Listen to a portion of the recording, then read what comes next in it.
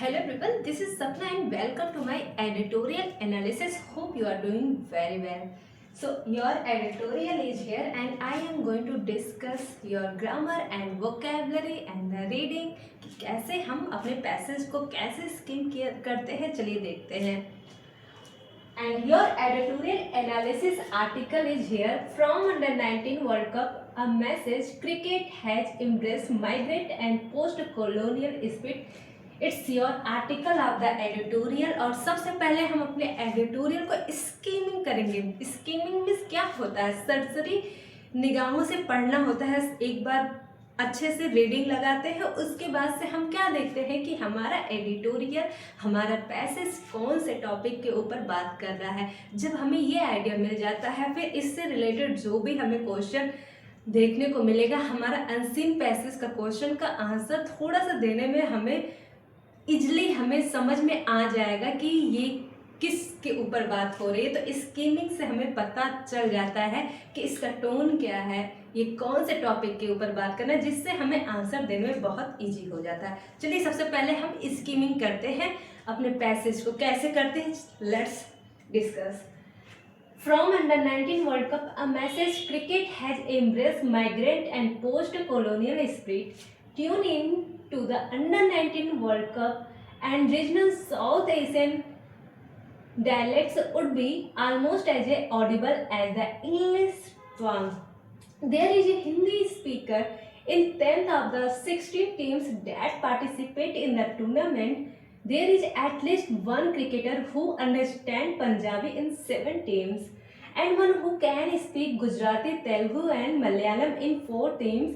There are Urdu, Tamil, Sinhala and Marathi speakers in the team from outside the subcontinent.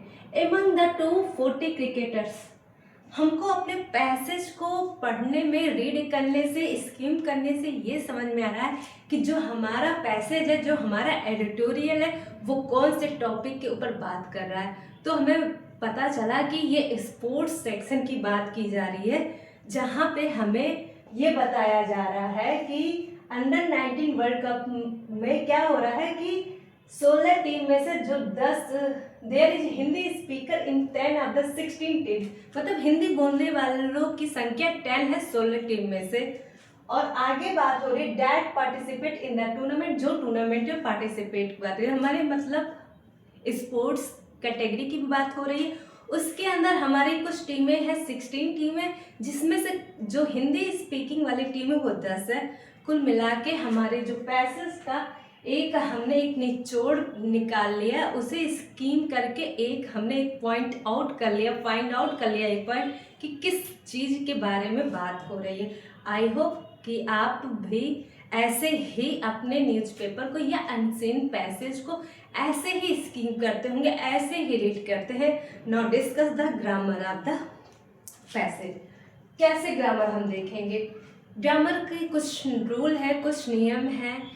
सबसे पहले आपको थोड़ा सा टेंस के बारे में नॉलेज होना चाहिए. I have already discuss the tense in my all video on my YouTube channel. आप वहाँ जाके बेसिक से एडवांस तक की वीडियो को वॉच आउट कर सकते हैं. चलिए ग्रामर देखते हैं, अपने पैसेज के ग्रामर को देखते हैं. From under 19 world cup a message: cricket has embraced migrant and post colonial spirit.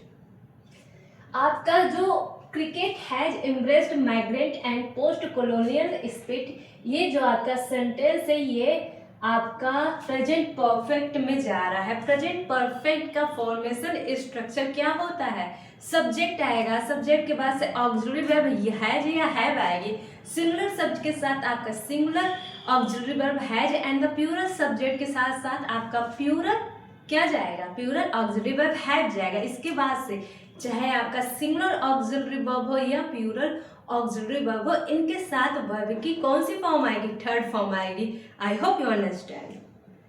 Migrant and post-colonial spirit. Tune in to the under 19 World Cup and regional South Asian dialects would be almost. उड क्या है आपका?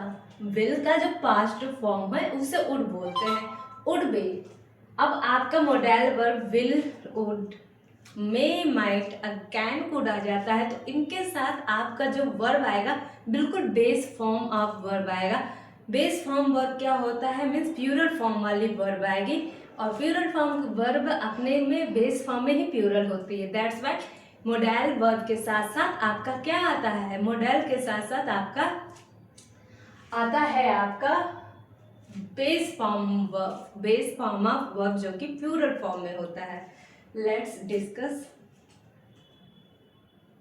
The next point of verb is that would be almost as audible as the English one. There is a Hindi speaker in 10th of the 16 teams that participate. That क्या है आपका relative pronoun who, which, that, ये आपके relative pronoun होते हैं। इनके पहले पहले जो भी नाउन आते हैं, आपका जो मेन वर्ब होता है जो आपके रिलेटिव प्रोनाउन के जस्ट बाद आते हैं, वो जस्ट पहले वाले नाउन के ही वर्ब होते हैं। आपका रिलेटिव प्रोनाउन, आपके रिलेटिव प्रोनाउन क्या करते हैं, सेंटेंस को क्या करता है, जोड़ता है। रिलेटिव प्रोनाउन क्या करता है, जोड़ता है, और वो जो वर्ब आएगी ना उसके जस्ट पहले पहले जो भी नाउन आएगी, जो भी सब्जेक्ट होगा उसका वर्ब होगा। दैट पार्टिसिपेट का जो, ये बताओ जो पार्टिसिपेट है आपका, ये सिंगुलर वर्ब है या प्लूरल? सिंगुलर वर्ब हो रहा है। क्यों हो रहा है? क्योंकि ये 16 टीम की बात कर रही है ना। Before the that relative pronoun you can see here your 16 team means your plural subject already is here. The 16 teams, that's why your verb is going to be plural. Your plural subject and the plural verb participate in the tournament. There is at least one cricketer who understands Punjabi in 7 teams and one who can speak Gujarati, Telugu and Malayalam in 4 teams. There are Urdu, Tamil, Sinhala, और there के पास से जो भी आपका verb आता है ना, वो वर्ब आपका सिंगुलर आएगा या प्लूरल वर्ब आएगा, वो डिपेंड करता है आपके आगे वाले सब्जेक्ट के ऊपर। वो सिंगुलर है या प्लूरल है उस पर डिपेंड करता है।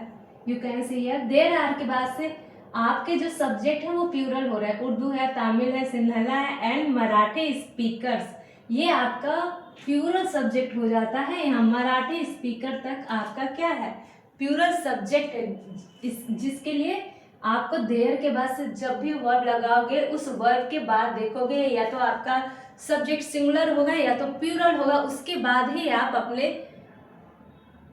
वर्ब को चूज करोगे, इसलिए देयर के बाद से आर आ गया। Urdu, Tamil, Sinhala and Marathi speakers in team from outside the sub continent. Among the 240 cricketers that have descended on Namibia and Zimbabwe, 92 are either South Asian or have South Asian ancestors, consulting 26% of the tournament stable players. ये आपका क्या था, ये आपकी editorial थी। I hope कि आपकी editorial की ग्रामर बिल्कुल समझ में आ गई होगी। अगर इस एडिटोरियल से रिलेटेड आपको कोई भी प्रकार का कोई भी इशू या कोई भी क्वेरी या कोई भी आपको डाउट मिले तो प्लीज़ अपने डाउट को, क्वेरी को आप कमेंट सेक्शन में लिख सकते हैं। I will definitely watch out. Now discuss the vocabulary of the editorial analysis and here is your vocabulary and the first vocab is segregate. क्या होता है segregate? Here you can say segregate means अलग अलग करना, किसी भी चीज को क्या करना, अलग अलग करना, पृथक करना, उसे बोलते हैं segregate. SEGREGAT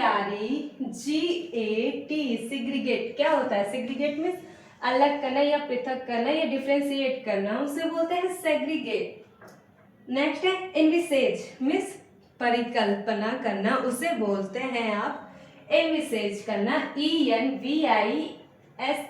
एनविसेज मीन्स किसी भी चीज का क्या करना, परिकल्पना करना, उसे बोलते हैं एनविसेज।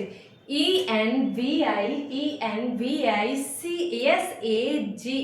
इनविसेज मीन्स परिक्रमा करना, सेग्रीगेट मीन्स अलग थलग करना। Okay, move to the next. Embrace क्या होता है? इम्ब्रेस मीन्स किसी भी चीज को इम्ब्रेस कर लिया, अपना लिया, एक्सेप्ट कर लिया जो जैसा था, या किसी भी थिंग को इम्ब्रेस कर लिया, अपना लिया। EMBRAC, इम्ब्रेस मीन्स अपना लिया या एक्सेप्ट कर लिया। Move to the next is colonial.